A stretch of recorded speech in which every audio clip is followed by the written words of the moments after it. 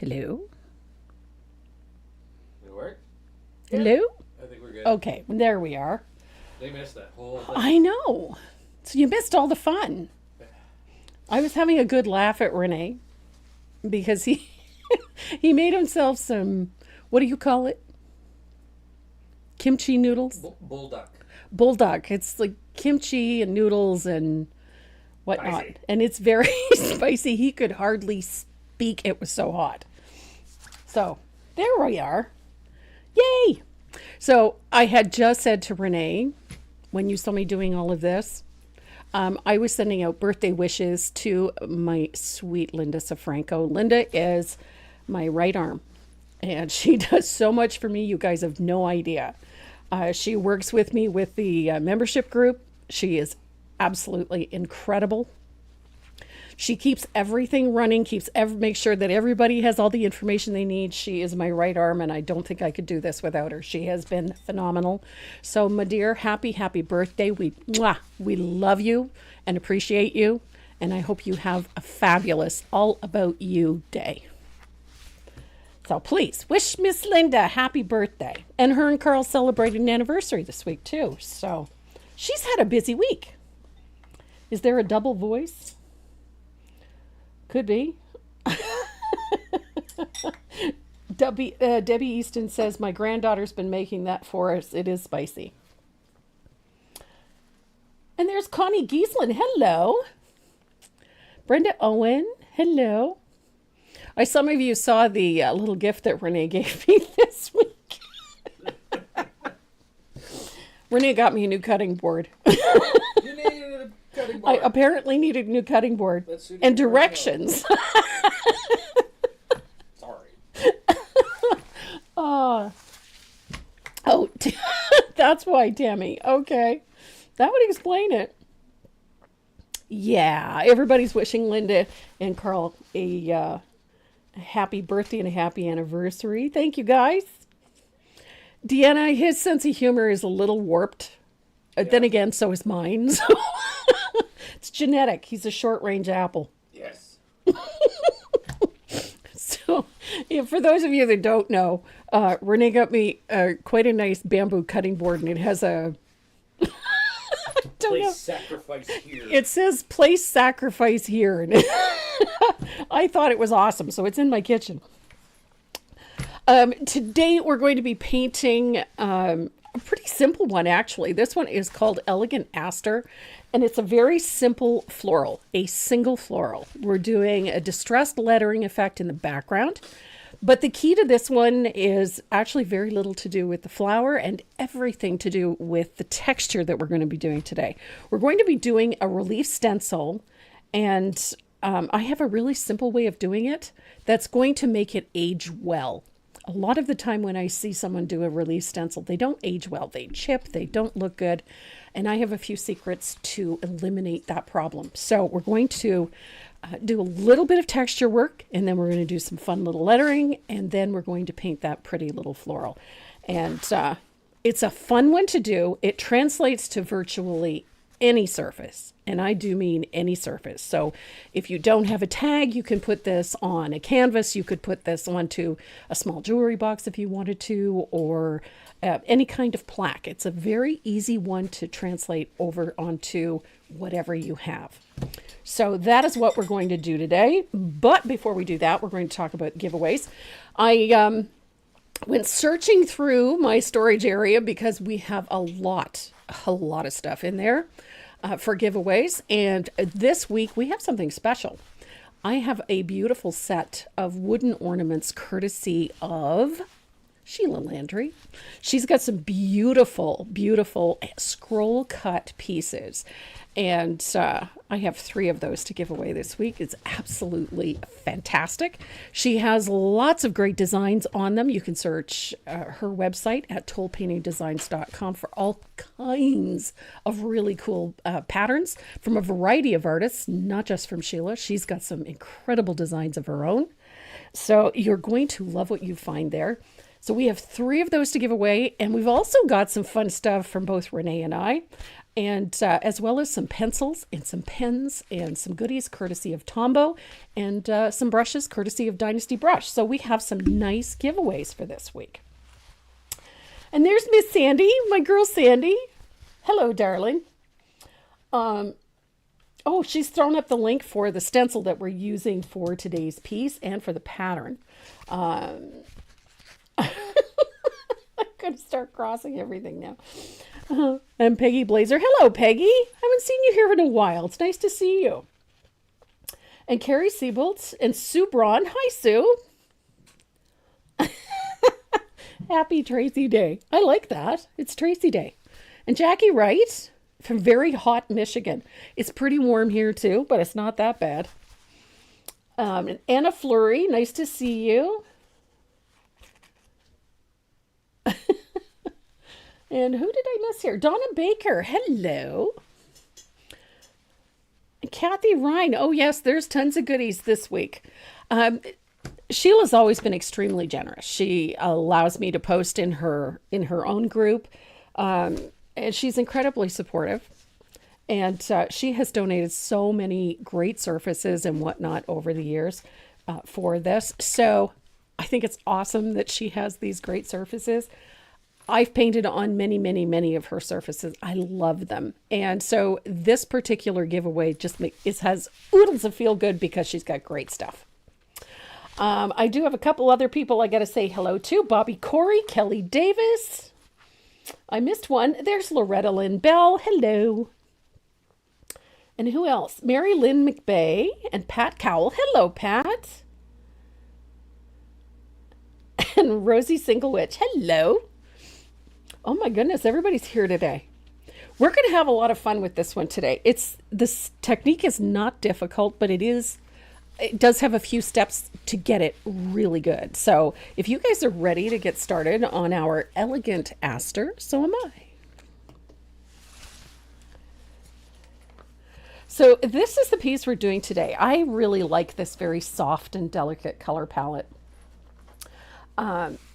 And I really love this. Reinheimer. Yes, it is a very good German name. Kathy Reinheimer. So this one, if you have a close look, this one is a very delicate looking one. I love this surface too. I really like an elongated surface. I like long canvases. I like long surfaces. There's just something elegant about that type of surface, having that elongated look.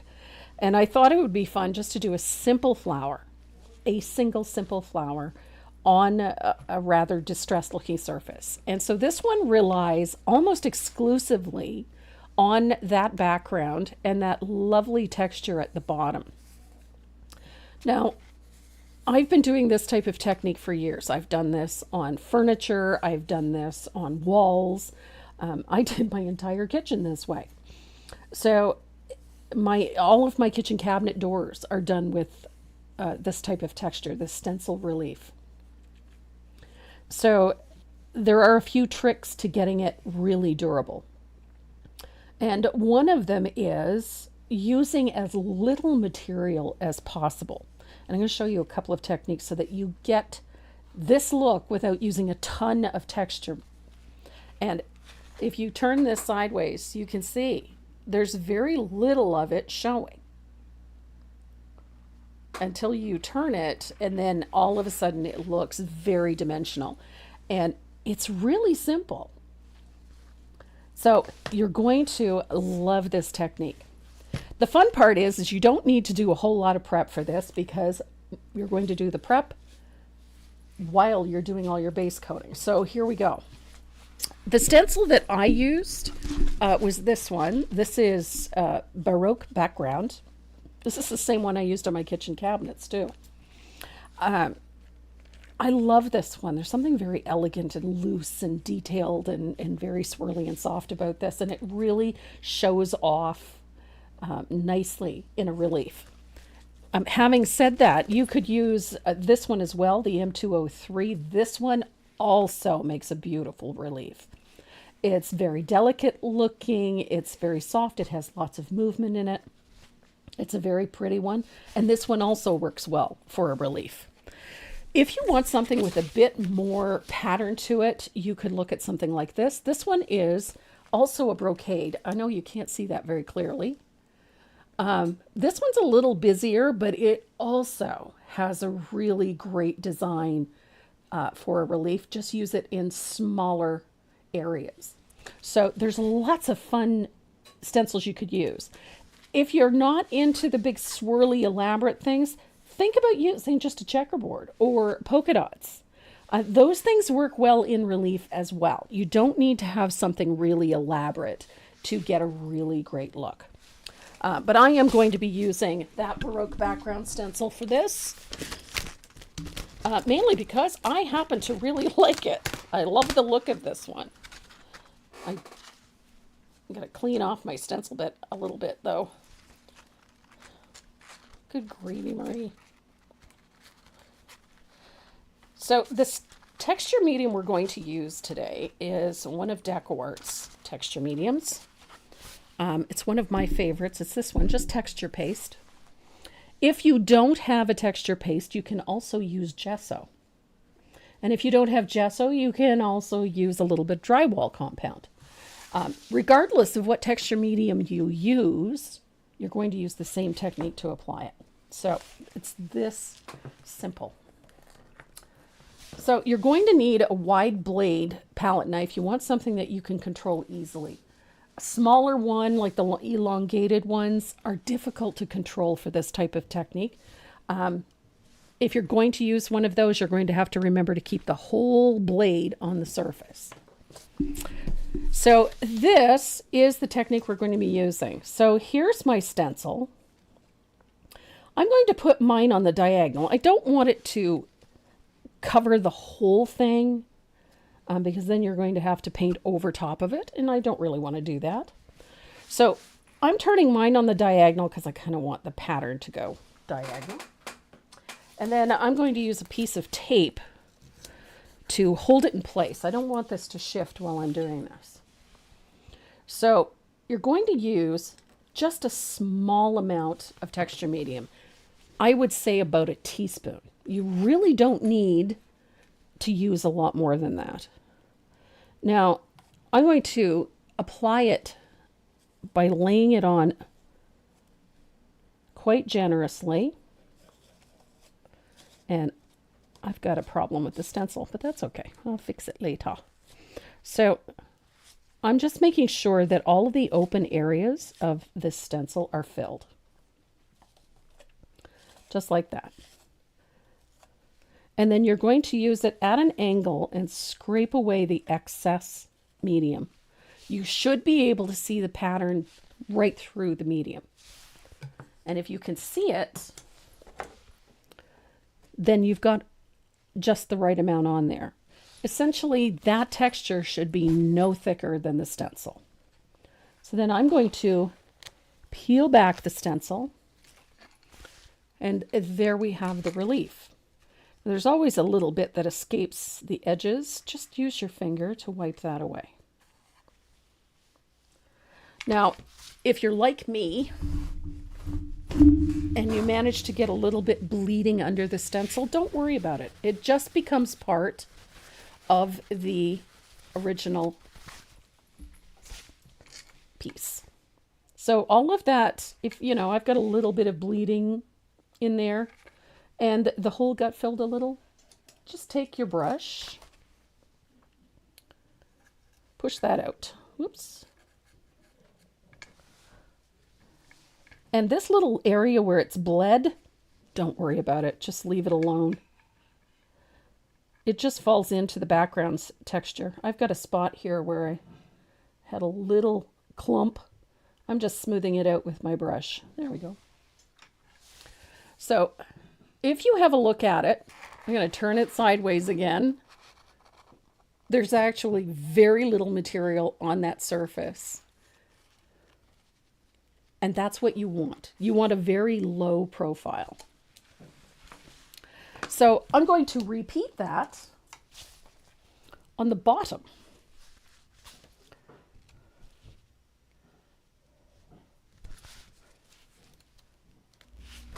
I'm going to grab my other stencil. Good thing I have lots of stencils. I managed to mess that up. Now I'd have to clean it in order to use it. So I'm going to do something similar to the bottom. I'm going to put it diagonally across the surface and tape it in place so it doesn't move. And then again, I'm going to get about a teaspoon. You really don't need much more than that for this. About a teaspoon of that texture paste. And I'm going to smooth it. Use the whole chisel edge of the blade. And you don't have to press hard to do this. Just smooth it out.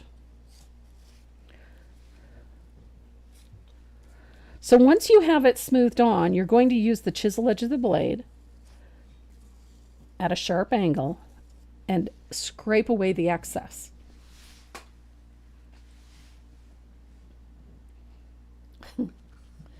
And then you can put almost a half a teaspoon of that medium back in the jar. So once you've got that on there, I'm going to take your stencil and remove it. And I've got a very messy stencil, so I'm going to take a minute to clean that. And then I'm going to wipe those little edges away so that I don't have chunks on the edges. And we're going to let that dry. Now the nice part is you can force it. I will say this, try not to use too much heat on it. So if you're going to use a heat gun, hold it back from the surface a little bit. Hi Marlene and Nancy Ficardi. Yeah, you could use the credit card or an old hotel key or something like that to spread it on with. Absolutely. As long as it's got a nice smooth edge, you're okay.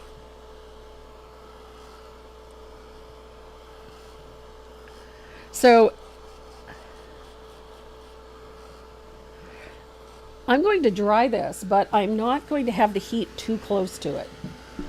If you heat it too much, it'll crack.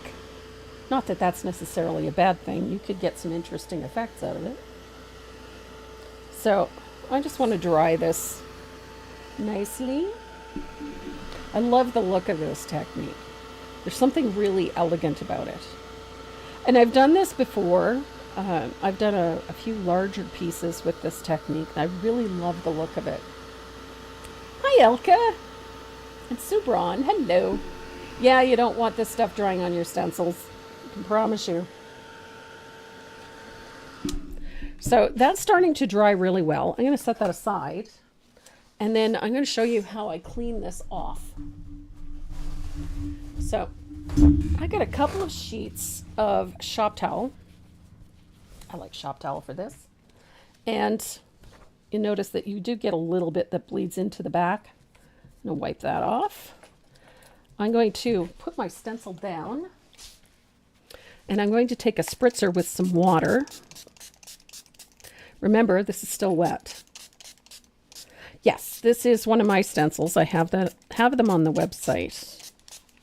So I've got a little bit of water, spritz the stencil, and then take a little time to wipe that off. But you need to have this on a flat surface so that you don't damage your stencil. Comme ça. And then peel it away, flip your paper over, and we're going to do the same thing to the other side. If you do it right away, it's a lot easier to clean this stencil. But if you don't do it right away or you forget it and it has to dry, a little bit of rubbing alcohol or hand sanitizer will work just fine. Makes it a little harder, but there we go. Stencil, nice and clean, ready to use again.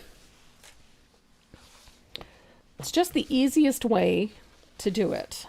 And then you can take your icky, wet shop towel and into the trash.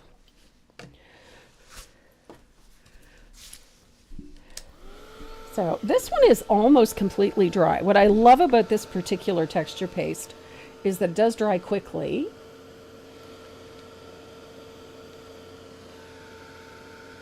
Kathy Ryan. She who dies with most craft stuff wins. Oh, I've got you all beat.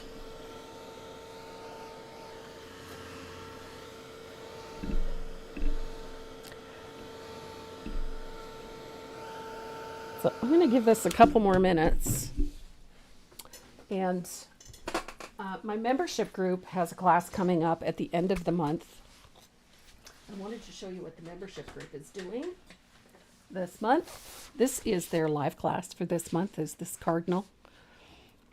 I'm so excited. I don't do colored pencil a lot with my group, but I really love that they let me use them as guinea pigs, which they frequently do, which I'm so grateful for. So this is the piece that they're doing for their live class this month, the month of July.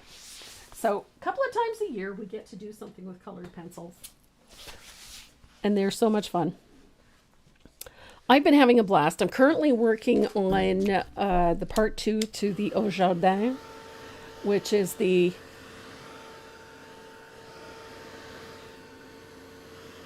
Oh no, Bronson got hurt? I'm so sorry. What is this? Have I ever contend not smoothing it out? I find by not smoothing out that texture, you get all sorts of sharp edges. And when you paint over it, they tend to chip off over time. And that's usually what makes something look aged or dated, is that it becomes damaged or worn over time. By applying something like this as thin as possible, it reduces that chance that it's going to be damaged. And then the finish itself actually lasts a lot longer. So, and this was generally how we were taught to do it for furniture, for what have you. You get all of the visual impact with very little damage over the long haul. I've done it, like I said, I've done walls, I've done dining room tables, I've done pieces of furniture, tabletops, and my entire kitchen. All of my kitchen cabinets are done with this effect. The only difference is that we did not put an antiquing glaze on mine. We just left it, and it's very elegant, very clean looking, and it's surprisingly a lot easier to keep clean because it's not a heavy texture. Thank you. I'm glad you guys like the pencil piece. It's a pretty one. I've had this photograph. It was from a gentleman I knew that took the photo. I loved the picture, and so I asked if I could use it. And that's the piece that I created from it. So I'm very pleased with it. I don't often do animals. I prefer doing florals or still life. That's my thing. So it's a learning curve for me too. I had to kind of feel my way when it came to creating feathers and things like that. So not my usual. Post a picture of my kitchen cupboards. Oh my goodness. My kitchen cabinets, I think my husband did the bulk of the work. He did all of the paint work. I did the textures. And he had his concerns at the beginning, but in the end, he was quite pleased. I don't know if I can even find a photo of my kitchen, to be honest, but I can try. Oh, my stars. It's going back a ways. Okay, that's not gonna work. That's not charged. The kitchen cabinets are actually easy to do with this technique. I know it sounds like it shouldn't be, but it is.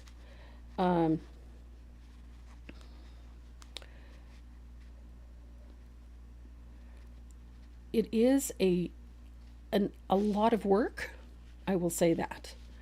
And you do have to take your time to do it.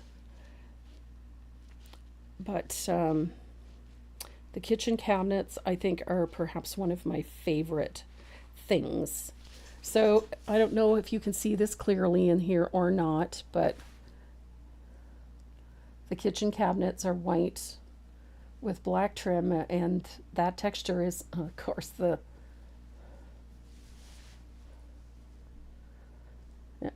course, the light overhead is doing it, but that's what it looks like.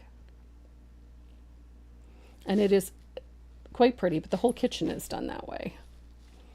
So it's, I'll put it up on my Facebook page so you can see it, but it is a beautiful finish. And like I said, once we put the cabinet paint on it, it is an absolutely beautiful finish, and it washes up easy. It's easy to maintain, easy to clean. So not difficult at all. So I think we're dry. So the base color that I'm using for this is light buttermilk. I really love this color for this technique. I wanted it to stay warm, so I wanted to avoid using a white. So I really did love light buttermilk. Is such a pretty color for this. So that's what I'm using.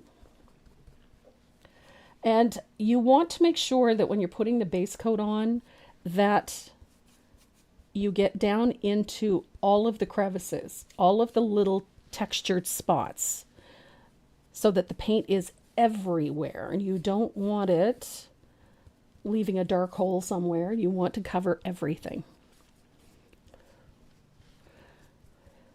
The other thing I don't worry about is brush marks. It's a textured finish.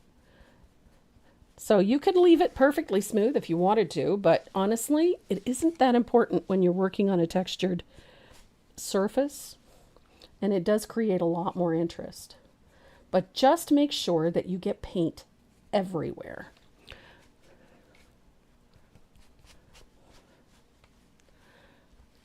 Now I'm using a very light touch to sort of brush this out, not necessarily to remove brush marks, but to make sure that I have an even coat everywhere. And it will take 2 coats to cover the whole thing well, because you want it covered completely.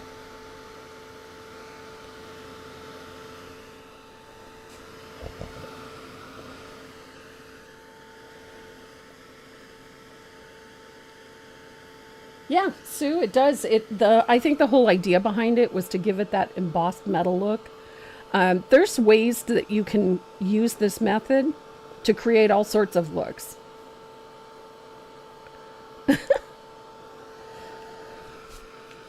And one of my favorites, which is also a stenciled relief, in just a minute now that I've got this file open, I can show it to you. This is one of my favorites. I love this look. This uses that same technique done with a metallic. This is copper. And it's a very pretty finish. Again, there's all kinds of methods and color combinations to use this technique with. So you can do oodles of things with it. It's very pretty on a jewelry box. I've done several boxes this way where you do the side of the box. It's elegant done on a variety of surfaces. You could tape off. I did this in my bathroom cabinets, but I used a big brocade. This is a base coat color for me, so I have my all-purpose sealer right in the bottle. Linda, it was in an issue of Paintworks magazine under, it was in a faux finishing article that I did for Paintworks. That would have been about 2015. No, maybe even earlier than that, 2010. Could have been 2011. Somewhere around there. It was a while ago. But those cabinets have held up beautifully. So, that was a really good question, Patrick. I use this color quite often, but primarily for base coating, for things like this. And so I generally will take a bottle of my all-purpose sealer, and when the bottle's about half empty, I will fill it back up with AP sealer and then give it a good shake. And then I have a bottle already mixed, so I can use it at any time. I love my all-purpose sealer mixed with my base coats. It just gives you a really nice tight finish.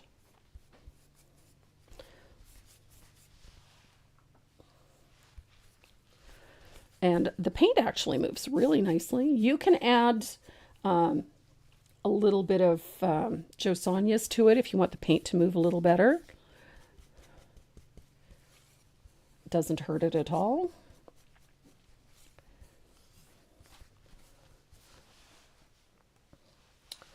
And I'm having an issue because my surface is still warm from drying it, so the paint's drying faster than I can blend it out. But there we are. You just want to make sure that everything is completely covered with 2 coats.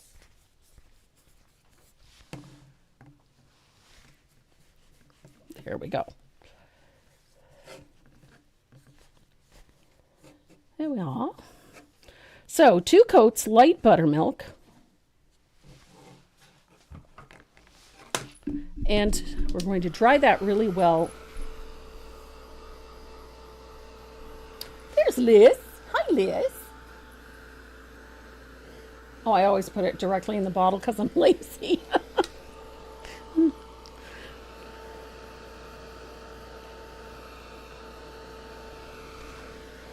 And oftentimes I will write AP on the top of the bottle. I didn't this time, but I only had the 1 bottle, so.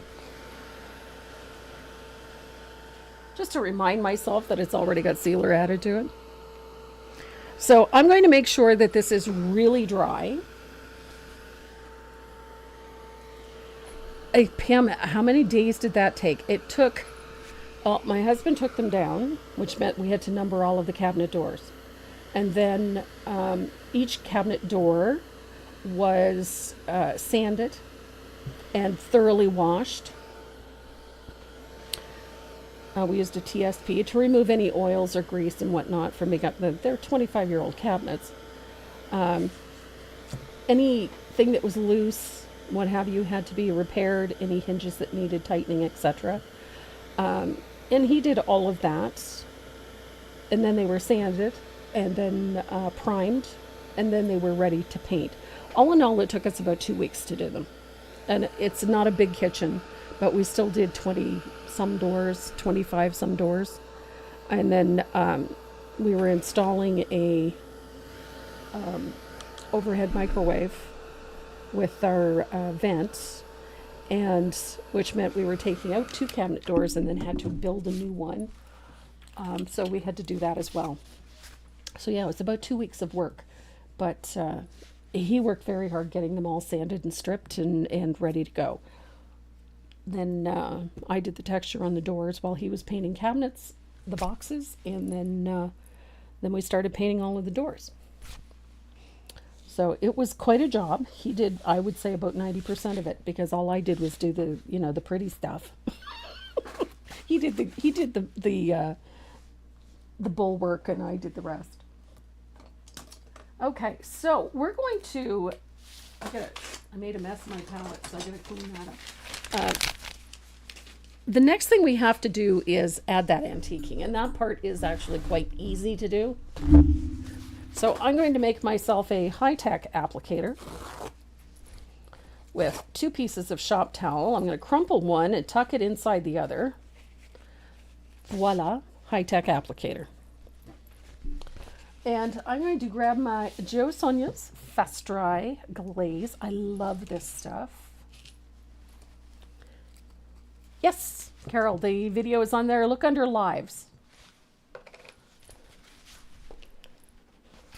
The video for that is on there. So you're going to wet your applicator either with water or with glaze. You want it wet, but you don't want it drippy. And then the color we're going to use is, of course, asphaltum, my favorite.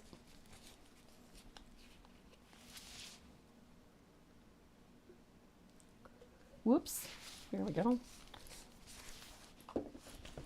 Now I'm going to use my applicator, and we're going to start at the top.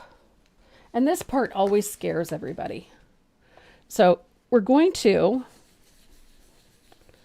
rub color into that texture, like so, so that it catches in the low areas. So you're going to put the color on in a circular fashion and change directions frequently. And it always scares everyone because it just looks like such a mess. And then while you're doing it, you're going to go along the edges till you get to the bottom. And you're going to do the same thing at the bottom. I know, it's scary. And you're going to go up the side again, like that. Terrifying, because it looks like such a mess. Right? And it does. It looks like such a mess. So then you're going to take your applicator, et voila. We've got the outside, and we're going to tuck it into the inside. I'm going to pick up a little bit of water, just water. You need a clean spot now. And you're going to start at the top where you were the last time and just gently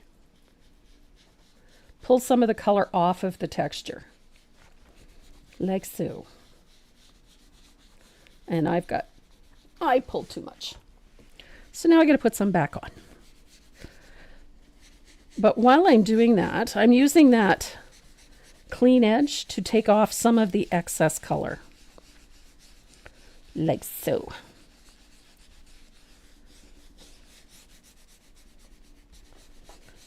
I've got way too much color on here.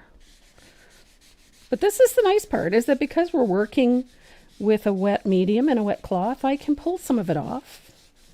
But it doesn't have to be perfect. There we go. So I'm pulling a little off of the high point, and look how it jumps up. So I pulled off too much up here and just right down there, and then I managed to get it places I didn't need it. Ever have one of those days? I'm having one of those days, honestly. Okay. I'm going to pull a little color off the top here and in the middle, because I made a mess here. Here we go. You can see my fingerprints right there because I goofed it. Okay, I'm going to dry this. Then I'm going to show you how easy it is to fix this. Once you royally screw something up, sometimes you go, oh God. Yeah, I'm staining in a way. So I'm going to go back over the area that I completely messed up with a little bit of asphaltum. You need to dry it because if the surface is wet, it'll just slide around and you won't get anywhere. Okay, there we go. All right, I think I have managed to. I'm going to dry this a little, and then I'm going to take a relatively clean spot and just gently, wash the baby's face. Don't scrub the kitchen floor. That's the best advice I can give you. You want to keep this area in the middle a little less dark. Happy accidents. Yes, I agree. I like happy accidents. Sometimes these aren't so happy, but I'm going to darken that a little bit. Oh, okay. I'm liking this already. There we go. And then I'm going to just gently remove some of the color. There we go. Okay, that's much better. I don't feel so bad now. I thought I was messing it up, but I didn't. The fun part of this is that it's meant to look old, so sometimes you're going to make it look a little older than you expected. That's okay too. There we are. Okay, I'm happier. Happier than I was. There we go. Okay. Stop putzing with Trace. So I have a little bit of texture up there, a little bit of texture down here. I love it. It's not as light as the first one, but that's okay. So we're going to make sure that this is really dry. Yes. That's very true, Heather. We used to do this type of thing on like big walls and big furnitures. And it's not unusual to whoopsie like this. So you have to be able to figure out a way to make corrections as you go. I love antiquing things. But I really love having, those little flaws actually make it even look even better. Where you have areas that are not perfect. A lot of the time when you see things that just look too perfect, they start to look manufactured or plastic. And having these little areas where you get, some areas were brighter than others and darker areas where it caught better. I think those things lend it a little more authenticity. It tends to look just a little bit better. Debbie Buckman Eastman, what's for on the dinner menu tonight? Oh my goodness. The dinner menu tonight is a grilled pork tenderloin. I've done it Greek style with lots of lemon, lots of garlic, and of course lots of fresh oregano. So we've got that marinating, and Renee is setting up the smoker for me this afternoon because I've had 3 whole nice big fat chickens marinating for the last 2 days, and those are going on the smoker today. And they've been marinating in rosemary and garlic and lemon. So those are going on the smoker today. So I'm excited about that. I get excited about using my smoker. So the line drawing for this is small. It's simple. It's not an elaborate piece. The other thing that I really like about this is the fact that this moves to any surface. I love that you can take this and put it on almost anything. The other thing we're having is a vinaigrette salad. It's made with shallots and green onion. And I'm using lettuce right out of my garden. So I'm excited about that too. I get excited about the silliest things.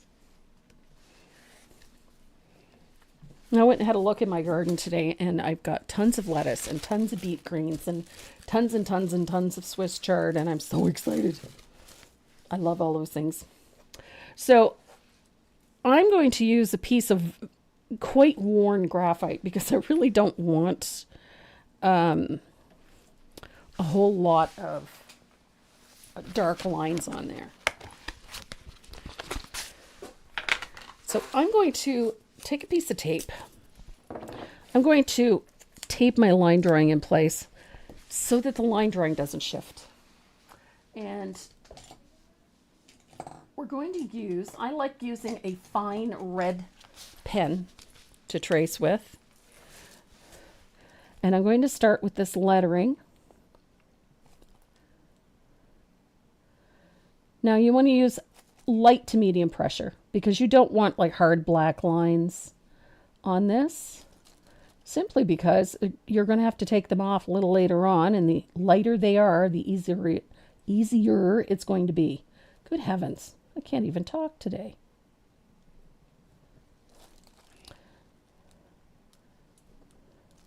Now I chose an Aster. This is a Aster Simplex. It's a simple one. Some asters have oodles and oodles of petals. Others are more simple, like this one. But there's some that you probably don't even recognize as being asters. And part of their descriptor is Asteracea. And one of the world's largest asters is the sunflower. And one of the smallest is chamomile. But you didn't know that they all belong to the same family, Asteracea. Sunflowers are actually a huge daisy. I love daisies. I love sunflowers. I also love asters. They come in an abundance of colors. I chose this one because I saw this one not too long ago. I was searching for flowers for my garden, something new to add to my front bed. And I saw this beautiful, I don't know, not quite a coral, not quite a pink. It was just such a pretty color. It was very delicate looking. And I thought, oh, so lush, so pretty. So that's kind of what inspired this whole piece. I really loved the look of asters. And, you know, my favorite flowers are all in that family. So sunflowers, daisies. I love daisies. I think daisies are just so pretty. And I love painting them. They're fun to paint. And I went out for a walk the other day. We're down on the, or around here they call it the dirt road, but it's an old country road, runs down to one of the water treatment centers here, if you follow it all the way. But it also branches off into a whole bunch of beautiful trails and through the woods out here. Great walking spot, or cycling or ATVing. It's beautiful out here. And I like walking that area simply because there's so many wildflowers. And they all sprout up at different times throughout the year. We've watched the wild rhododendron bloom. I've watched the lady slippers come out, trillium come out. And they're all done now. But some of the daisies are coming up, the different types of daisies, and some truly beautiful mallow. There's lots of mallow coming up. So it's just, I love all of these wildflowers, and I take pictures so that I have good reference photos for the things I decide to paint. So I did the same thing with this aster. I took a photo of it while I was at Walmart, or Home Depot, I think it was. One of them. So I liked this. I actually have an old French label, which is what this one is, Le Jardinière. And the label has this really delicate little stencil detail in it, which I thought was quite pretty. So I included that. I just thought it was such a pretty addition. And I like the idea of it being tucked in behind the floral.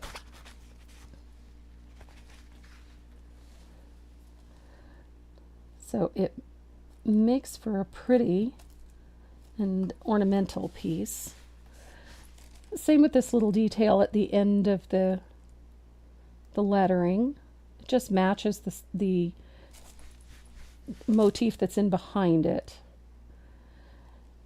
Now the fun part about doing this particular lettering is that none of it has to be absolutely perfect. It does need to be straight, which I've made sure of when I put it on here.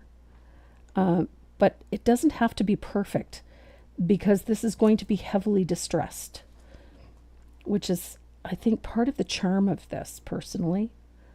It kind of looks like this flower has been forgotten on top of an old piece of script or something, or an old newspaper ad, or perhaps a forgotten sign.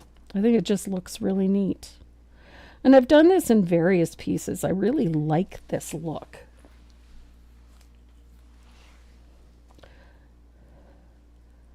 I like anything with, first of all, I'm enamored by anything that has this French feel to it.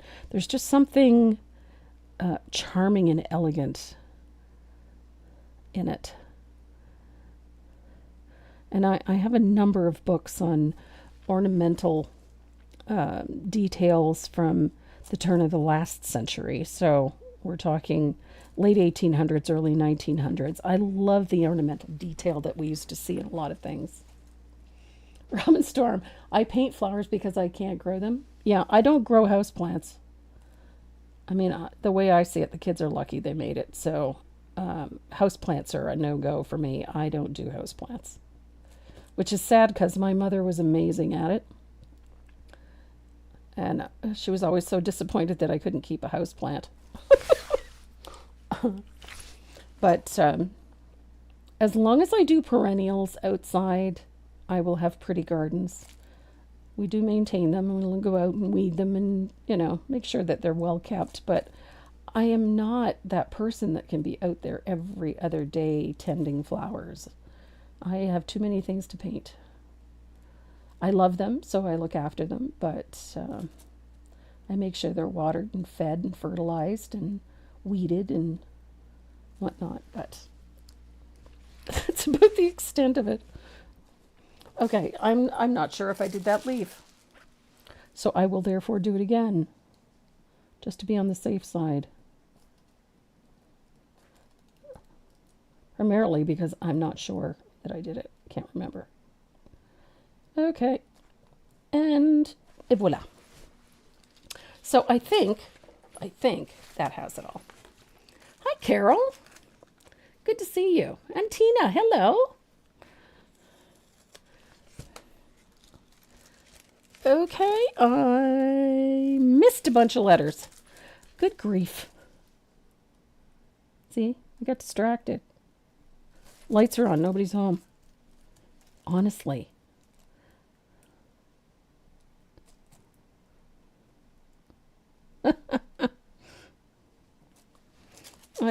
I'm looking here going, what the heck did I miss? A lot, apparently. Not paying attention to what I'm doing.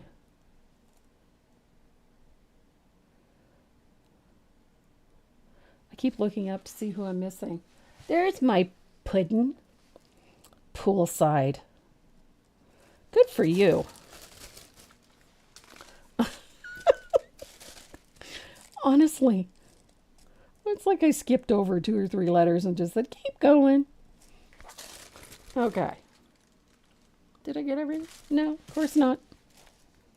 How could I miss that one? Some days, I kid you not. Okay, just gotta make sure I got everything. Nope. Heavens to Betsy.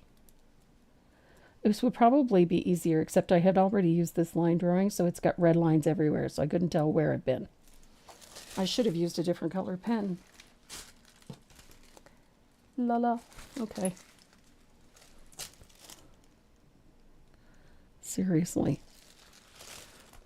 Some days. Okay, I think I missed another spot. Of course I did. Good grief.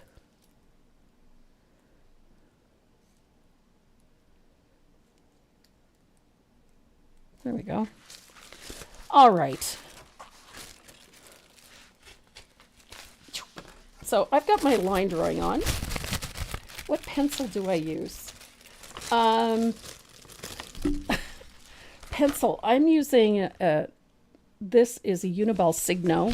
It's a .38 red gel pen. That's what I use for tracing and transferring.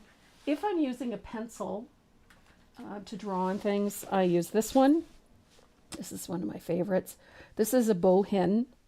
This is a seamstress pencil. It's a chalk pencil. I love these. And so when I'm working on a surface and I want to draw something in because I've forgotten something, this is what I use. If I'm on a dark surface. If I'm on a light surface, I like using it. This is a Brunfuna. This is a watercolor pencil. So I can literally just wash it away. So there's a bunch of different things that I use. This year my flowers are spectacular. Yeah, Donna, if I'd been thinking, I would have done that too. This one. Yeah, I love these. I trace with these all the time. This is a Uniball Signo. I keep these on my website. I absolutely love them for a reason. I really like this ultra fine tip. It's a .38, so it's very, very fine. And I also use the black gel pen when I'm painting as well. These are my favorites, and I use them all the time. So I have my line drawing traced on. And the first thing we're going to do is that lettering. Usually I do lettering at the end. Not so this time. I'm also going to use a small rigger. A 0, ideally, is what we're looking for. And we're going to thin out asphaltum. And it is heavily thinned. I want this almost like water. Hence the reason I am using the glaze. We don't want to, if I thin this out enough using just straight water, we'll be left with water and pigment, and it makes it a very fragile finish. So I like to use my fast dry glaze for this. And you're going to paint in your lettering with that thinned asphaltum. And I mixed it a little too thin, but here we go. There we go. So all of that lettering is going to get painted with that thinned asphaltum.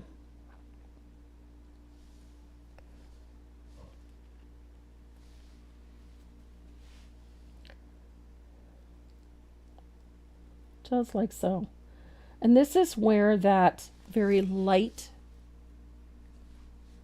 very light transfer is going to work in your favor.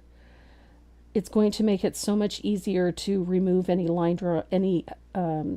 graphite lines that are left showing, and those that are perhaps covered by paint, you won't need to erase because they're nice and light. So it just makes your life a whole lot easier. So you're just going to paint this in. We're not looking for solid. We want this to look worn. And so that is the reasoning behind using that thinned asphaltum. We want it to look worn. Now, some of the letters are going to look a little darker than others, and that's okay. If they're too dark, they become a little too heavy. It makes the surface look very heavy. So we're just using that heavily thinned asphaltum to fill in those letters. Hey, you. Hey, me. What's up, ta? What are we smoking? What are we smoking? Nothing. We're just the smoker. on the smoker. There's 3 chickens in the back fridge. They're marinated and everything? Marinated. All you gotta do is drain them, pop them in. How Good. low? About what, 275, I think, or what's the max temperature in that thing? Like 500 degrees. Oh, we don't need that. No, 250, 300 for at least 2 hours. And that's for dinner? No, that's just, I need to cook them. Okay. We're having pork today. Gotcha. They just need to get smoked. Okay. I'm already seasoning the smokers, so. Okie dokie. Thank you.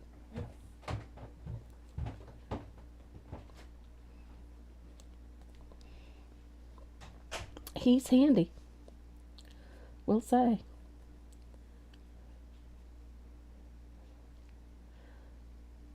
So that little decorative element. Heather, did I ever? I did. I studied in Europe. I was fortunate enough to live in Europe during high school and part of university age, and so I had the opportunity to study abroad, which I did. My parents made sure that I had that opportunity. So, yep, I studied in France. I studied in Italy. Went to England for a little while. Yep.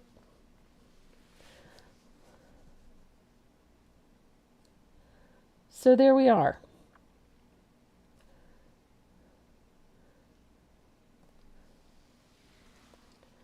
So we've got this little design element has got a nice little curlicue. I'm in love with curlicues.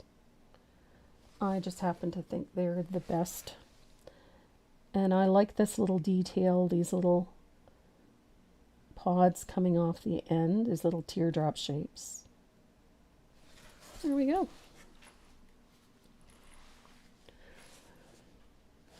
And then all of that other lettering you're going to treat the same way, like it's part of the background. So, same way. If some of the letters are a little darker, you know what? I think I'm still learning. I learn something new every day. Hi, Mary. I learn something new every single day. And I think if you ever get to the point where you figure you know it all, then you're missing out on a whole bunch. Every time I think that I've got nothing left to learn, the universe tells me otherwise.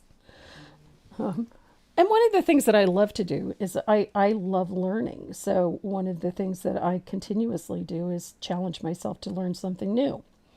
I did that in the middle of COVID. Something that I wanted to do was to learn how to use colored pencils. I hadn't picked up a colored pencil since I was in school. And even then, we only used them minimally. So there were so many artists out there that were doing extraordinary things with colored pencils that I really wanted to learn that medium. And so that's what I did. I read a whole bunch of books. I watched all sorts of tutorials. I took advantage of every opportunity to learn more. And I'm still doing that. I have not mastered that medium, and it is a challenging one, but I love the results. And some of my favorite colored pencil pieces are not simple ones. I've done a couple of them knowing full well that they were perhaps beyond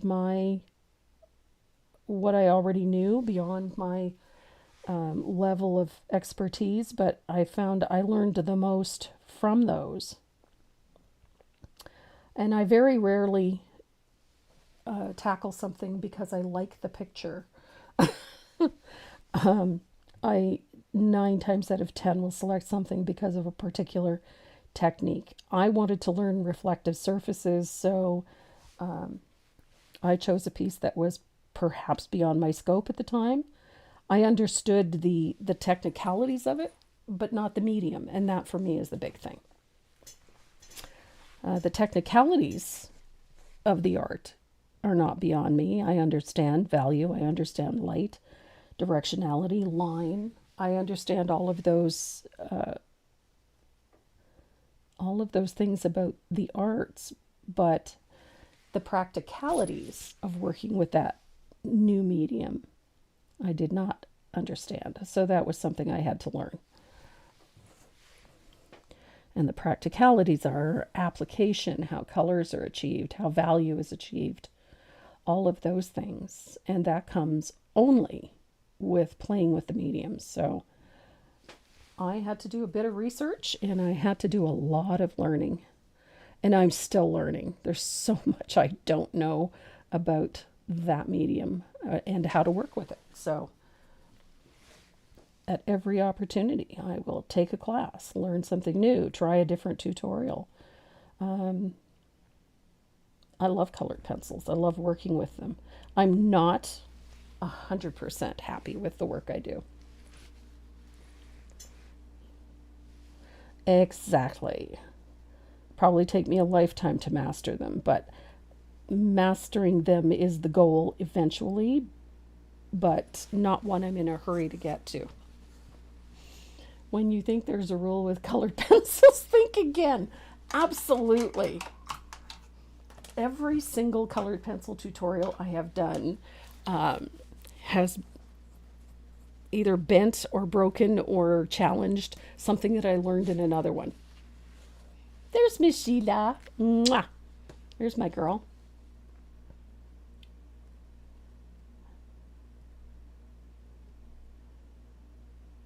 When did I decide to teach or do this? I've been teaching a long time. I started teaching 30 years ago. I've been teaching a long time. what convinced me to teach? I really love teaching. I've always loved showing somebody how to do something, whether that was teaching them, how to knit or teaching them how to do. I've always found a passion for that. I've enjoyed teaching. So when someone expressed a desire to learn how to do something that I had done, it was just natural for me to want to show them how to do it. And so that's what it was. I enjoy the process of teaching. And it's scary because you have to get over your own insecurities when it comes to your own work. So, look at that. It's delicate. The idea is to try and keep these colors the same tone as the rest of the colors in here. It can be a little darker, it can be a little lighter. That's okay. You just don't want them solid because none of the other color is solid, if you get my drift. It's so pretty.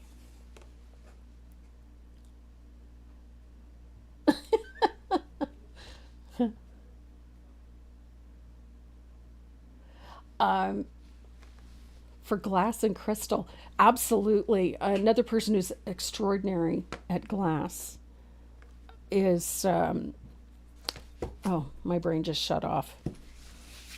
Her last name is Boros.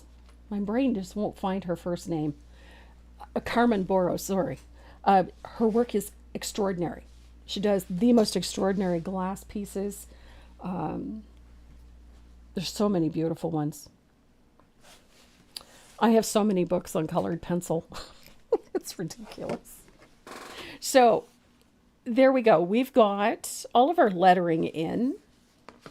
I'm going to dry that really well. And part of the fun of this is when you erase it and you realize that, it's not perfect. I love that.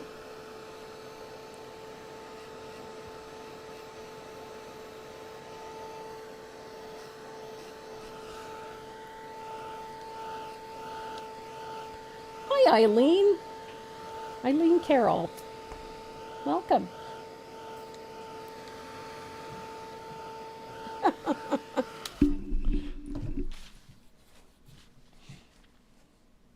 Oh, Tammy Carmody is awesome for glass painting. Her stuff is so beautiful.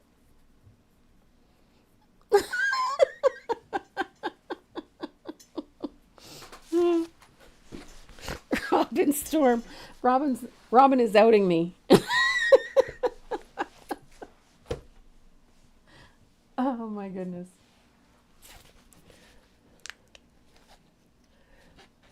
You know what? There's certain things, and the one thing I've discovered is there's so many different techniques to colored pencil, and it varies from artist to artist. And I think that if you pick up certain things from certain artists and then just combine them, eventually you develop your own style. I don't know what mine's developing into, but I just love working with them. So we're going to start that floral. The floral is perhaps the easiest part of this, to be quite honest. We're going to start with a base of warm white. I'm going to use my rigger. And I'm going to thin that color out as well because you're going to be using quite a lot of it.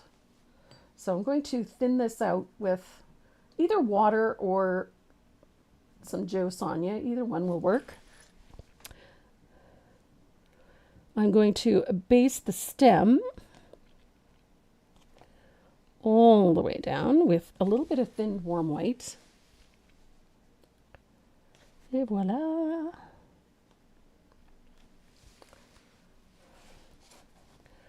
And we're going to do the same to the leaf. Always find the leaf is this big empty space until you get it filled with white. And then you start to realize where everything is in this.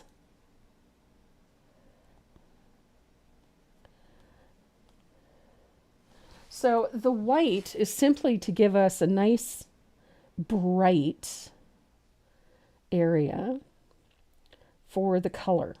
so that we're not competing with all of that light buttermilk.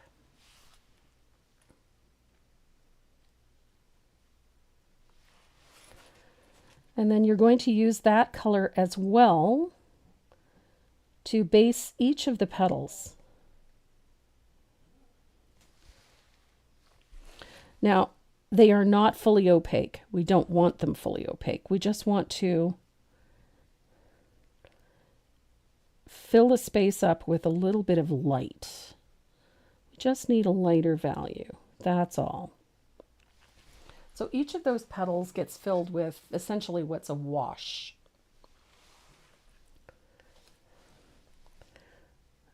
Of warm white.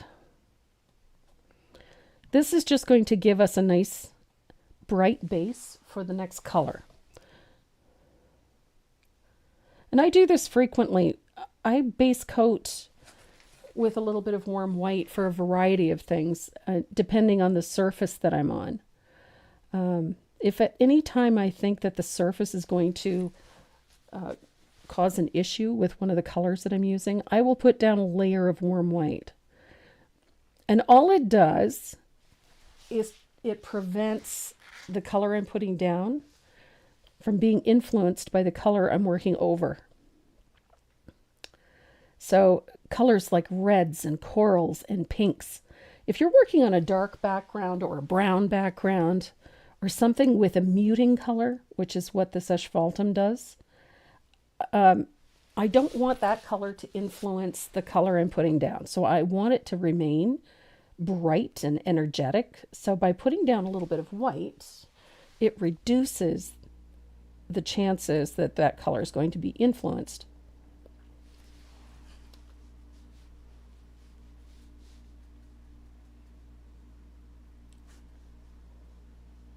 Six inches longer than mine, do more of this. Add an extra 3 inches. Fill in more space. Or you can elongate the stem by 1.5 inches. The brush that I'm using, Yvonne, is Zero Rigger.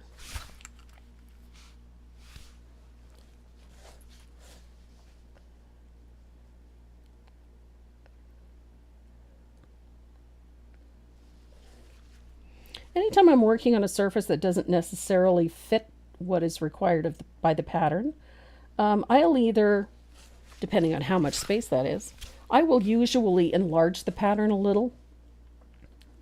Just a little. It doesn't need to be enlarged by a lot, but just enough to sort of accommodate that extra length.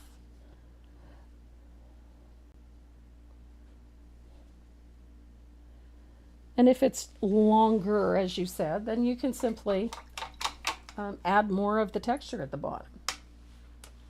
So I've got my flower base coated with a little bit of warm white. I'm going to add a little of that warm white to the center as well. Et voila. And then I'm going to dry this very well. You're welcome, Mary. Hi, Bonnie. Thank you. That's a sweet thing to say. Hi, Denise. How are things in Michigan? My surface, Margaret, is a 4.5 by 12. So 4.5 inches wide by 12 inches long.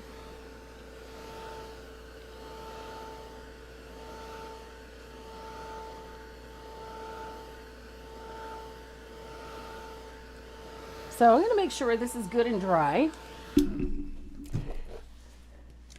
And then we're going to start with our flower. Now, my base color for these petals is cotton candy.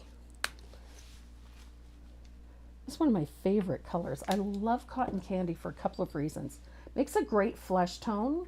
It's a very rosy pink for flesh tone, but I'm going to thin it out quite drastically because I'm going to go over top of my white with this thinned color. And I'm using it thinned because I don't want it solid. I kind of want it to have that watery look to it. Comme ça. And you'll notice that I'm just pulling this color in.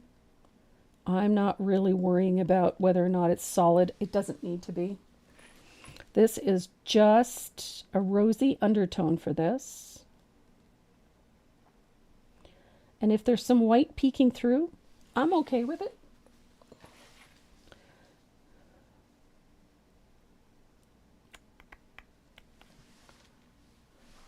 And it's such a pretty color. And it actually, you can go quite a ways thinning this out to get that nice, almost a translucent look to it, which really appeals to me. Still gives you that wonderful pinky tone, but it's not heavy. I find a lot of pinks are very heavy looking. They have there's a weight to them.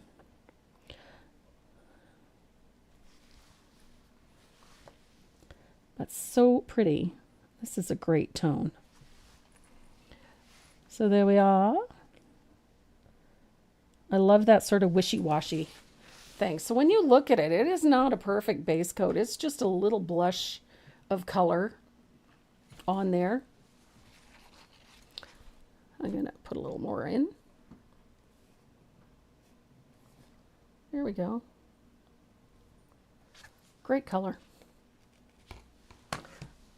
And then I'm going to dry this.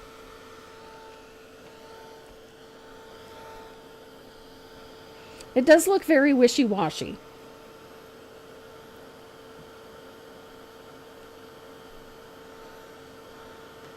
Ah. Well, you're welcome. That's lovely, Bonnie. What a nice thing for you to do.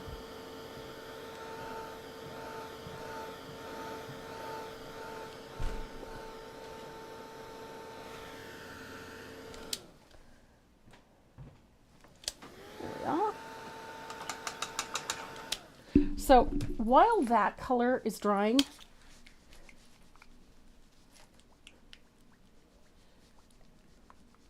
I'm going to base coat the leaf and the stem with this one. This is Avocado Toast. It's one of the new colors for this year.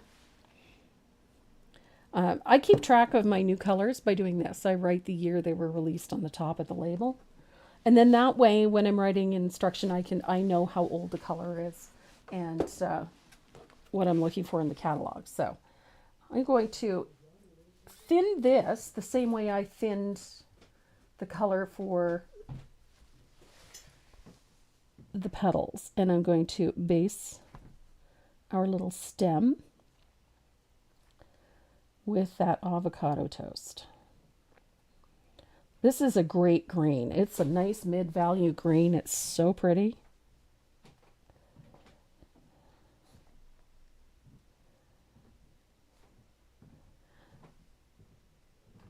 And part of the fun of this piece is that you don't really have to work hard to paint this. This is not a stressful piece to paint. So we've got a leaf. I'm going to switch to a bigger brush for the leaf. I think I've got a round here somewhere. There it is.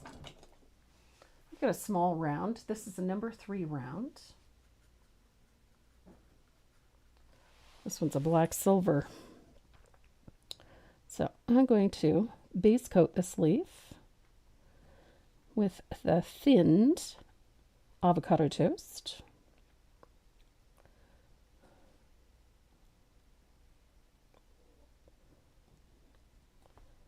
Such a pretty green.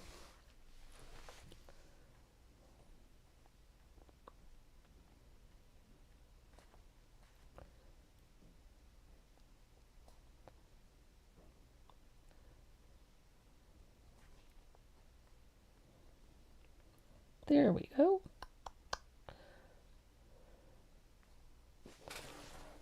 Et voila.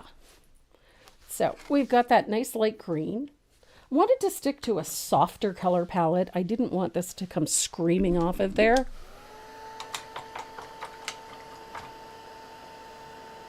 Here's Joan. I'm Deborah Graydon. Hi, Deborah.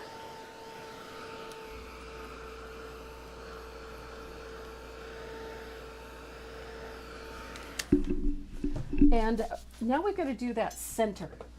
And the center of our flower is Sunny Day.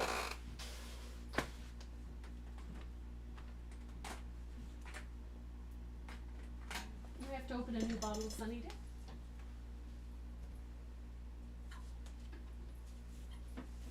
If you don't have Sunny Day, you could use Baby Duck. I'm just a fan. I really love this. This yellow. The Sunny Day is such a sunny yellow. It's just one of those really vibrant yellows.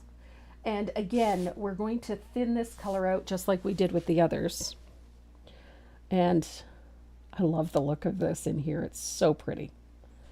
So there is our base colors. That's it. Not rocket science. And it's all thinned. Oh, Sue, that's a nice thing to say. Thank you. Oh, good grief. So, I mean, how are we going to get from there to here, right? So, I'm going to dry this really well. I want to make sure everything is dry. Do I use any of the media line? Oh, yes, I love media line. I absolutely love the media line. And we do work in them from time to time. But I have a full set of them and I use them a lot. You like avocado toast with arugula and balsamic vinegar? Tammy, you're making me hungry.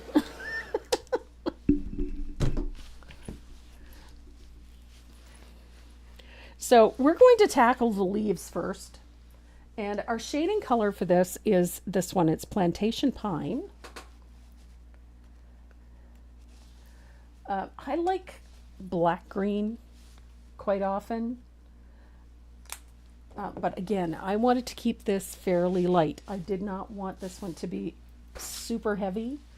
And it's very easy to get heavy-handed with the black green because it's got a little gray in it. And so it tends to mute things. And I want to keep the colors a bit more subdued and a little softer. So I'm using Plantation Pine.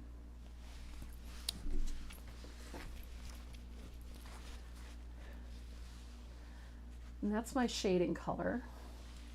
And we're going to start with a little color up here underneath the flower, up underneath the petals. Does anyone? Oh, you know what, Mary? If you've got splatter from paint on a monitor screen without harming the surface, a little bit of Windex. The ammonia and Windex will cut the acrylic. It'll come off. Would not be the first time I've had to do that. Oh, Peggy, I'm so sorry. My condolences. So, little float to the left side. Doesn't have to be perfect.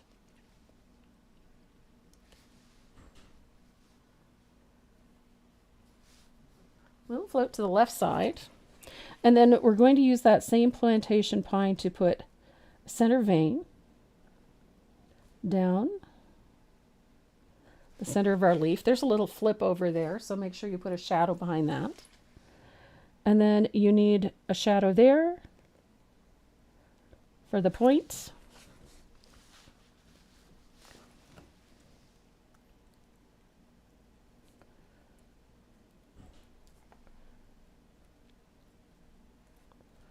There we are.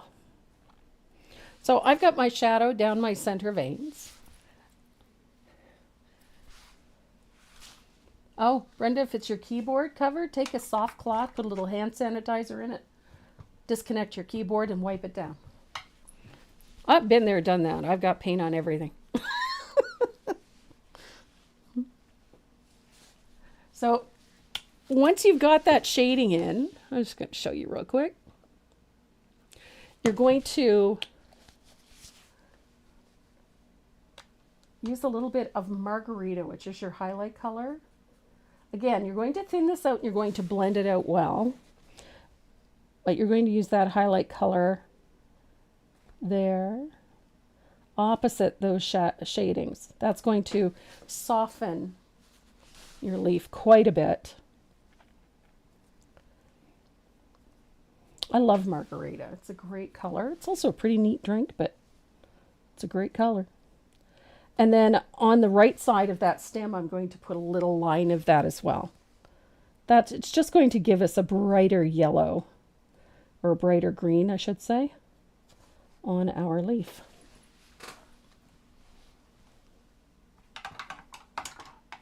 Yep.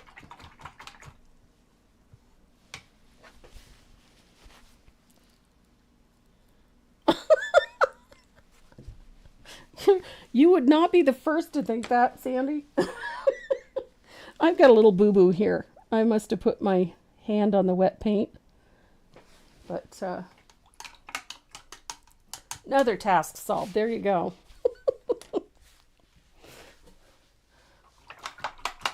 So I'm going to take a little bit of asphaltum, just a little. I don't want it super dark, but just a little. And I'm going to deepen the shadow on the back side of my stem, just a little. I'm just using the very tip of the brush just to put a little bit of asphaltum there. And I'm going to do the same thing to the shadow on the center vein, like so, and those veins on the leaf. Just a little, it just deepens them a little bit.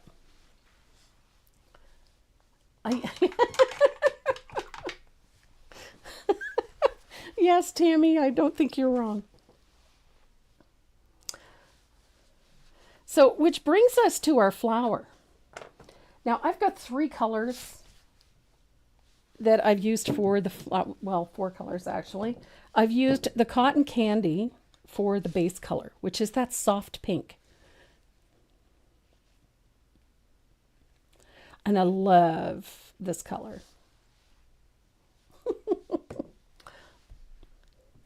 And then I've used bright salmon, which is our first shading color, and tea berry. I love this one. And as usual, I tone everything with a little bit of asphaltum. So we're going to start with a little of that bright salmon. Such a pretty color. This has long been a color I really like in the Americanas, and I've used it frequently. It's just such a rich tone. It's nicely opaque. It actually covers very nicely, but it makes such a beautiful shading color for this one. So I blend this out. You don't want this one full strength because it is a strong color. Okay, I want it a little stronger than that. There we go. Now, I'm using this color right at the base of the petal where it meets the center. Like so. Notice how I'm applying it. I'm floating it, but I'm also pulling the color up the flower a little bit. Gives it a little texture. Okay. Just like that. I'm using the whole chisel edge of my brush. If you notice that the whole chisel edge of the brush is on the surface. In behind and separate these petals like so. This one's got a little dip in it.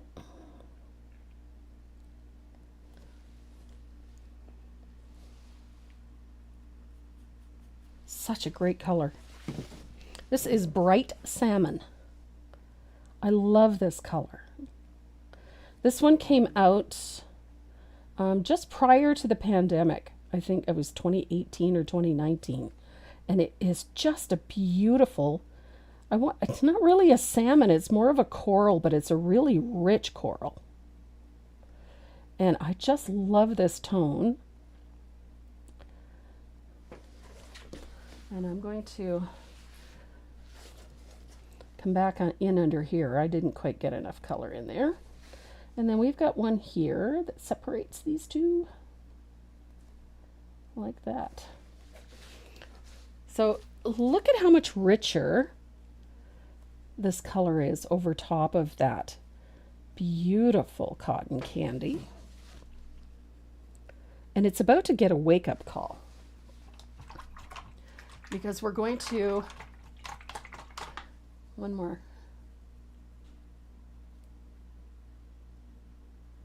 Start the page one every time. Yes, absolutely. Mary, there is a menu on the left-hand side of the website. If you go over to that menu, you can click on whatever category you want, whether it's e-packets, services, etc. When it takes you to that category, when you look down at the bottom of the page, you can scroll through. Just click on the page and you can scroll down to the page that you want. Or you can just click through one page at a time, but you can do the whole page without having to look at it all. Or you can use the search method up at the top of the page. So when you go to the main page, there's a little magnifying glass in the upper right corner. You can click on that, type in what you're looking for, and it doesn't have to be exactly, just broad strokes of what you're looking for, and it will show you everything that falls into that category. You do not have to scroll through every single page if you have an idea of what you're looking for. So look at that. I love that color. So this has been one of my favorite editions. This one came out in 2024. This is Tea Berry.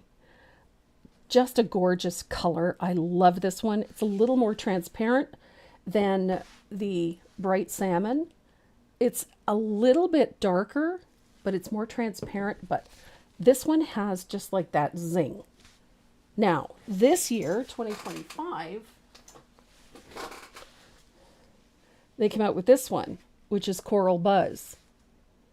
It's very close to the Bright Salmon, but this one is almost neon. I know it doesn't show up on the on camera very well, but this one has almost a neon tone to it. So if you don't have Tea Berry, you can use this one, or vice versa. I love this color. This one has almost a neon coral twist to it, which is really, really pretty. So you could use either or, but Tea Berry, I love Tea Berry. Tea Berry's just got some I don't know what it is, but I love it. So I'm going to pick up a little Tea Berry, and we're going to come in and deepen that coral. Now it's going to be deepened, and then we're going to chisel blend, which means you're using the brush right on its chisel edge, and then as you float across, pull it a little bit so it creates a little texture. So it creates some vertical lines, some nice tight vertical lines in there. And it doesn't have to be as long as your first application. And you don't have to do a lot of it. So it's up to you how much of it you do. But I love the texture that it creates. Look at that. It's so pretty, and it just makes this flower jump. So pretty. So I'm going to dry that. And I need to fix something here. There we go. Had a little glob of paint. Hi, Heidi. I'm going to dry that really well. Now we're going to use Tea Berry. Miss Sheila, mwah, love you too, sweetie. Have a good day. So we're going to use that Tea Berry over top of that Sunny Day. I love this tone. I wanted to keep all of these colors in the same tonal range. So instead of introducing yet another color, I brought Tea Berry over top of that yellow. And it provides enough heat over the yellow that we get an orange. Just like that. So we get that bright orange because of the yellow. And then while we've got it, we're going to use just the point of that angled shader to just quickly dab in some texture. Now I'm using my finger to blur it a little bit because I don't want it too strong. But that just gives that center a little bit of texture.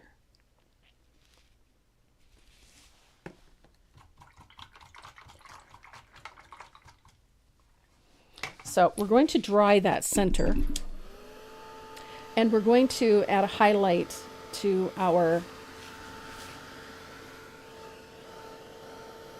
little flower here. I'm going to use a little bit of warm white. I'm going to blend it out well.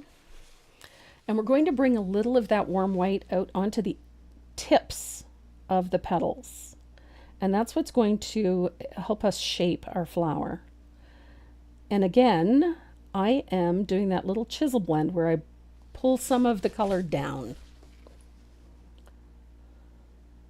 So I'm crisping the tip of this petal, getting a nice thing, and then I'm using the chisel edge to pull some of that texture down. So you'll notice that we're getting a bit more of that lovely shape. So crisp up the edges. See that nice bright highlight at the tips. And then I'm bringing that little chisel blend down so that it overlaps that first one. And we get that nice bright crisp edge on our flower.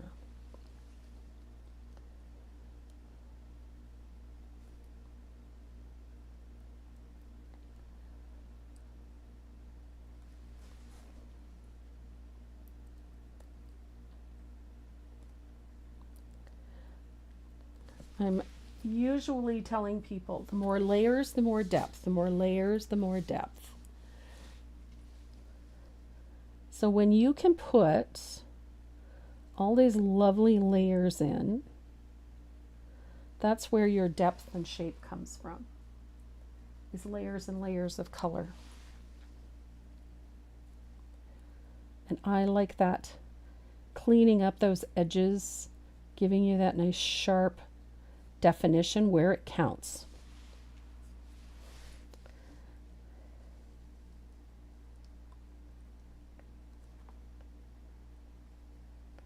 It's always so pretty.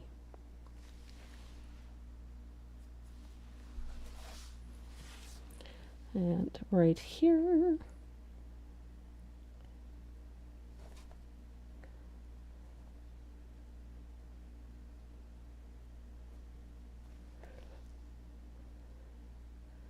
And this little petal right here has got a nice little highlight right at the edge where it overlaps the center of that flower.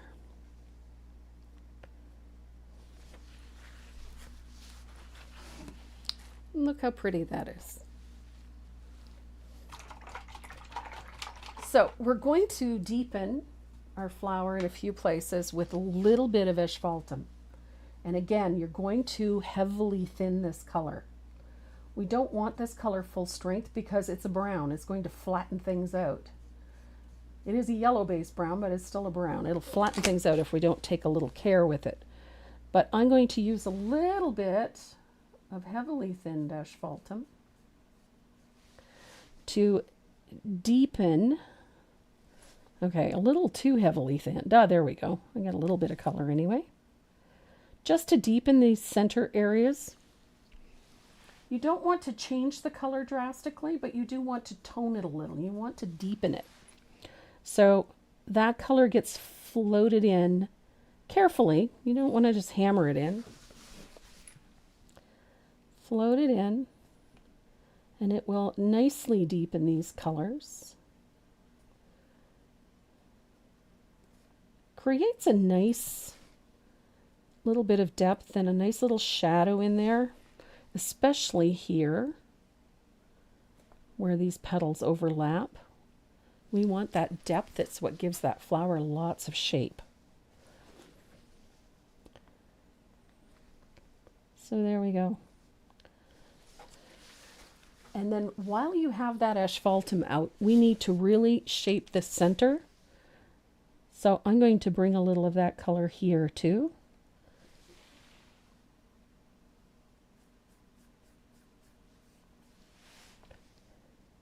Just to deepen that area. And then over top of those little chisels that we put in, you're going to put a little of that asphaltum as well.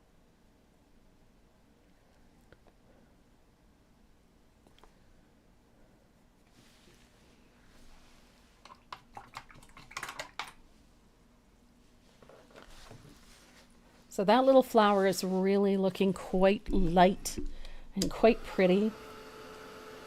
So I'm going to dry this. Deb, if you don't have margarita, you can use Sprout. Sprout will work just fine.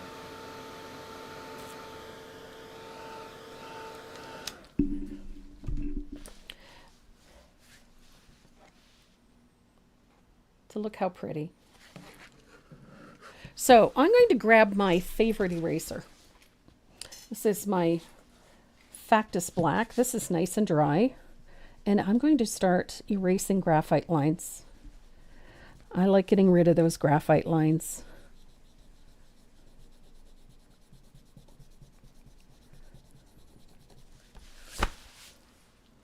And our flower looks lovely and delicate.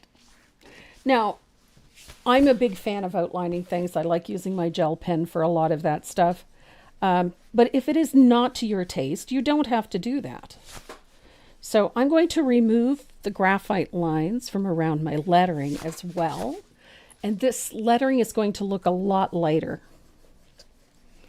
And that's okay, because it's supposed to look worn and distressed. And all the aspects of this design are going to look much softer once that graphite is gone. So there we go.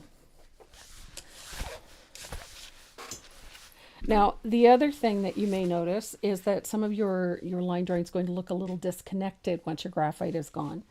And that's an easy fix as well. You can simply go in and deepen some shadows in and around it.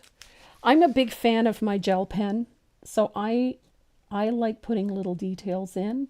I also don't like hard edges, so I have a tendency to do things so that they're a bit more loose and a little disjointed, so that they're not, you know, a solid black line around things. They can be a little squiggly. They don't have to be perfect by any stretch of the imagination. I prefer them if they're not. I like the softer lines, the softer details. I prefer them over any of it.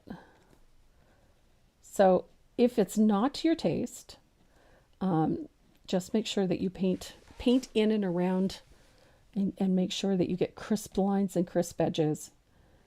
If this outlining is not to your taste. It's not for everybody, and I get that. So if you want it to look soft and delicate and you prefer it without the outline, then by all means leave it that way. It's not going to hurt it or detract from it in any way, shape, or form.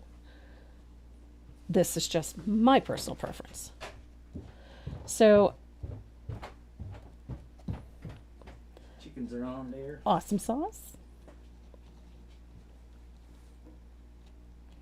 Getting close to done. We are getting very close.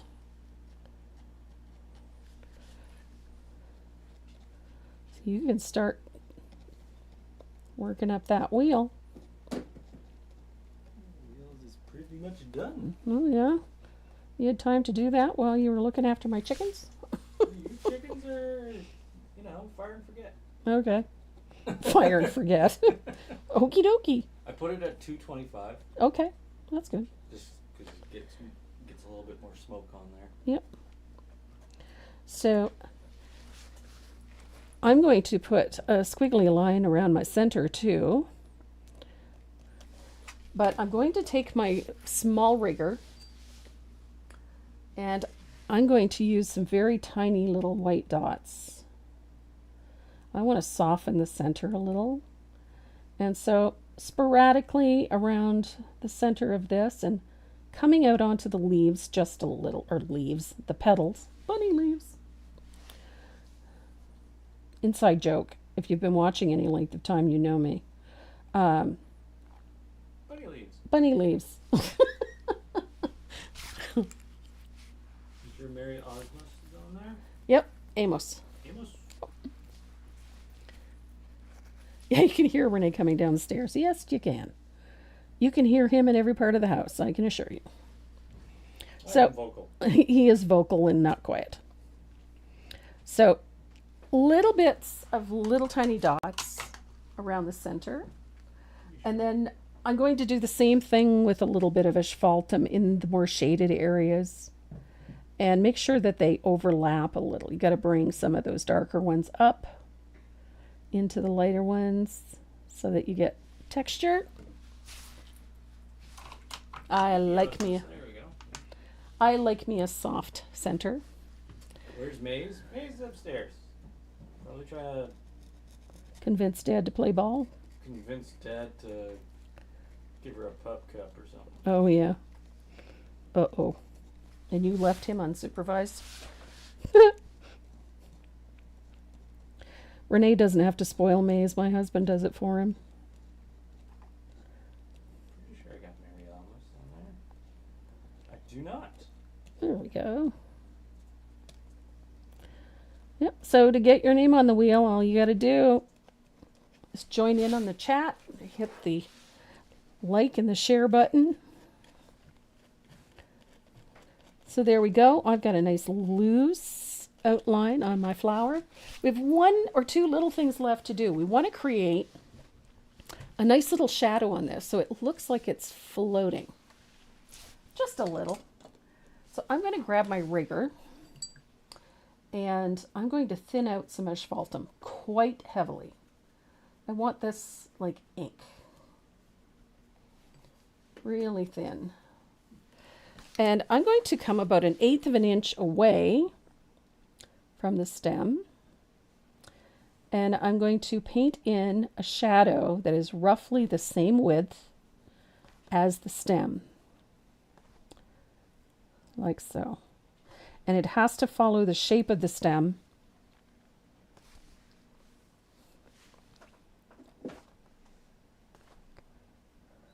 There we go. You didn't give away any of the stickers yet. No, not yet. And then you're going to do the same thing around the petals. You just want to put a little shadow to this side of the petals.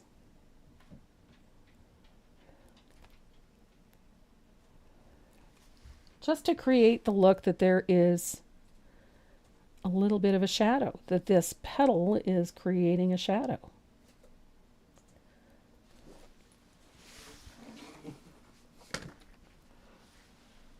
And then our final step for this piece, well, final 2 steps, I got a couple of little things to do yet.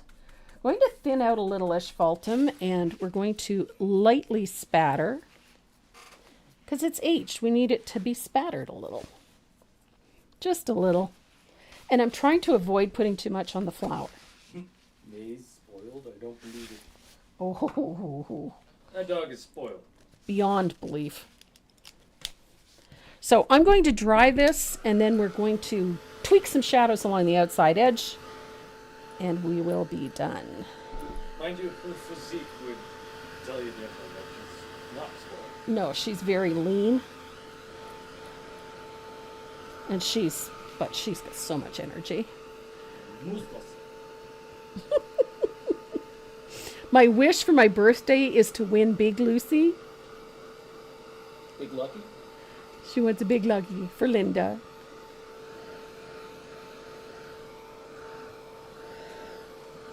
So to finish this, I will probably stain the back of this with a little bit of asphaltum just to give it a nice dark brown color.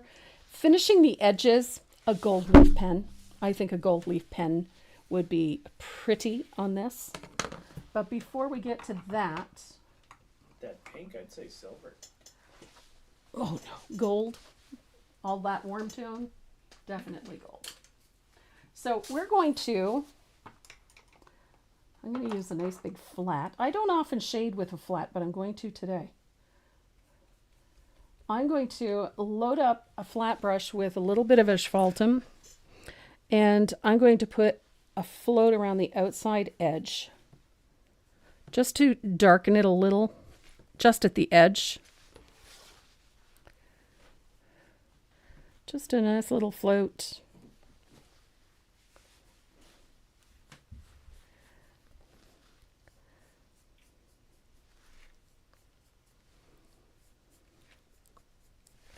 I like a little darker edge.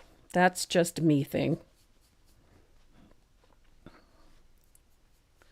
And there we go.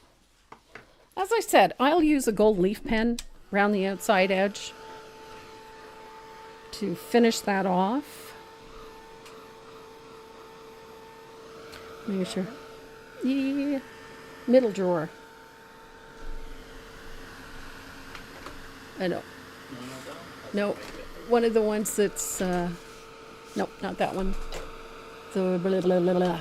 It's like that, but it's gold. There we go. Liquid gold. That's the one. That's the Let's Resin one. Yep. So,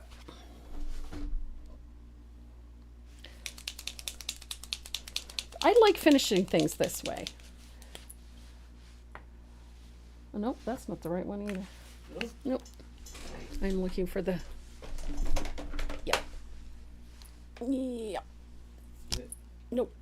That one. I've got too many of these. That's not the right one either. No. We'll do all of them. There it is. Unlabeled. No, it's called Let's Resin. There's one right there. Chrome. Yeah. That's the one. Okay.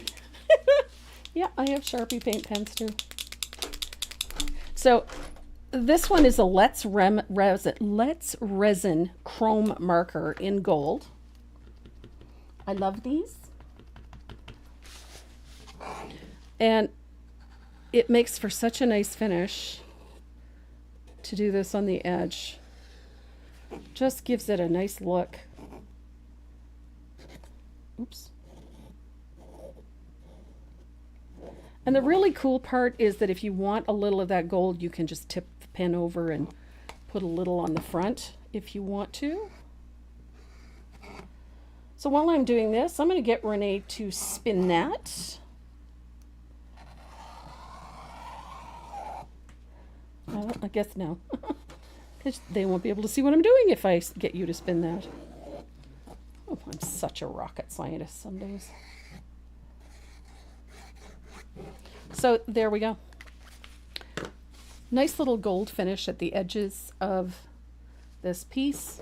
It would be pretty with its own little stand to stand it up. It would look pretty hanging.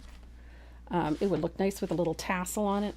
There's all kinds of fun things to do. And because it's such an easy design to translate to another surface, you could put it on almost anything. So I hope you guys enjoyed this one. It's a fun one. I love this look and I love this technique. This stenciled relief is always such a pretty one. Prize time! Price time it is. So I'm going to reiterate while he spins, we've got 3 giveaways today. The big part of that is we have 3 beautiful ornament sets courtesy of Sheila Landry at tollpaintingdesigns.com. I love her wood surfaces. I've painted on so many of them, and she has been very generous in donating some for our giveaways. So we have beautiful pieces from Sheila Landry. We have goodies from Tombow. Everybody knows I love my Tombow products. So we have some goodies from Tombow, as well as some fun stuff from both Renee and I, including we've got those I-arted buttons and whatnot. So we have a bunch of fun stuff for you this week. So go ahead and spin. Who's getting the 3 bevel cut whale ornaments? I love those. Those are so cute. Whales are going to Jalen Brewer. Jalen Brewer.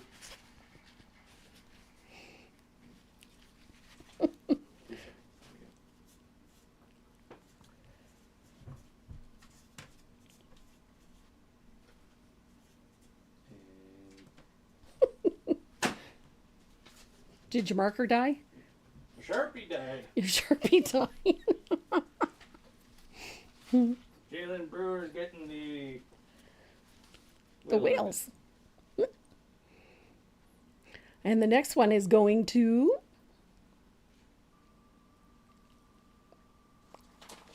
Next one is nutcrackers. the Nutcrackers. Those are flippin' awesome. Cindy Nezazon.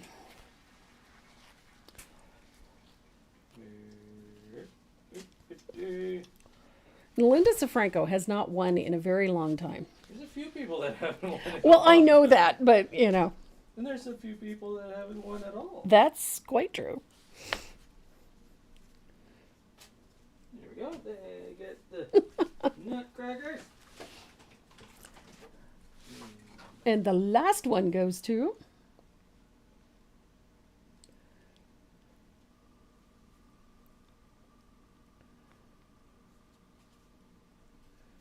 Oh my goodness.